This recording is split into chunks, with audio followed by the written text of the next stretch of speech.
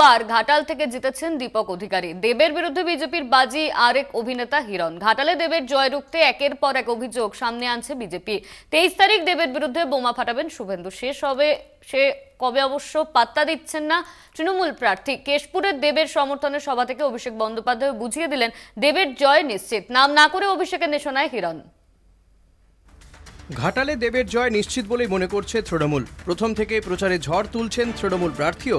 তার বিরুদ্ধে একাধিক অভিযোগ উঠলেও দেব নিরুত্তাপ। মমতা বন্দ্যোপাধ্যায়ের উন্নয়নেই জিতবেন তিনি, জানেন দেব। তাই শুভেন্দু বোমা ফাটানোর হুমকি দিলেও দেব পাত্তা দিতে নারাজ। চাকরির দুর্নীতিতে দেবের আপ্তসহায়কের নাম জড়ানো থেকে শুরু। তারপরেও একাধিক অভিযোগ। গোদের ওপর বিস্ফোরার মতো শুভেন্দু হুঁশিয়ারি, 23-এ বোমা ফাটাবেন বিরোধী দলনেতা। আমি ওদিকে ফাঁকা করে দিয়েছি কাঁথি তমলুক, আর ঘাটালের যে হিরো তাকে জিরো করব হিরণকে দিয়ে।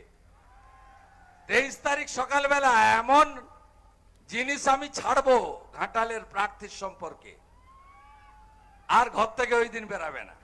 হিরণ চট্টোপাধ্যায় ঘাটালে কোনো ফ্যাক্টরি নন।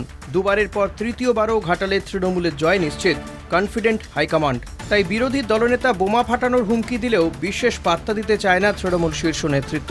দেবের প্রচারে গিয়ে তাই নাম না করে হিরণকে নিশানা করেন অভিষেক।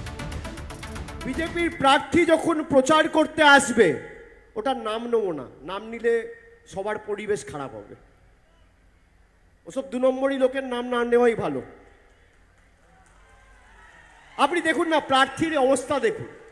আমরা যে কটাকে দল থেকে বার করে দিই এই আবর্জনাগুলোকে মাথার উপর তুলে রাখি। একদিকে দীপক অধিকারী আর একদিকে ওই 2 নম্বরই প্রার্থী। দীপক অধিকারী বছরে 3টে করে সিনেমা করে, রাজনীতি না করলে তার যায় আসে না। আর যে বিজেপির প্রার্থী হয়েছে 4 বছরে একটাও সিনেমা পায়নি, কাজ নেই তো হাতে, পয়সা কামাতে এসছে। শুভেন্দুর বোমা ফাটানোর হুঁশিয়ারিই হোক বা চাকরির দুর্নীতিতে দেবের নাম জড়ানো, এসবে কিছু এসে যায় না দেবের। জয় নিয়ে তিনি নিশ্চিত। নির্বাচনে এত গরম গরম কথা হচ্ছে, এত গরম গরম হচ্ছে, আমার মনে হয় না।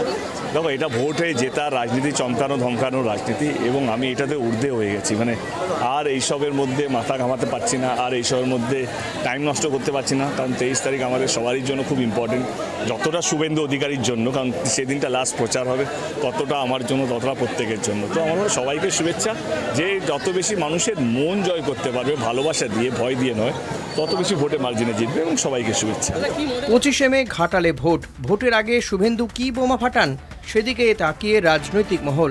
তার মোকাবিলাই বা তৃণমূলের দিক থেকে কিভাবে আসে সেটাও চর্চার বিষয়। কলকাতা টিভি।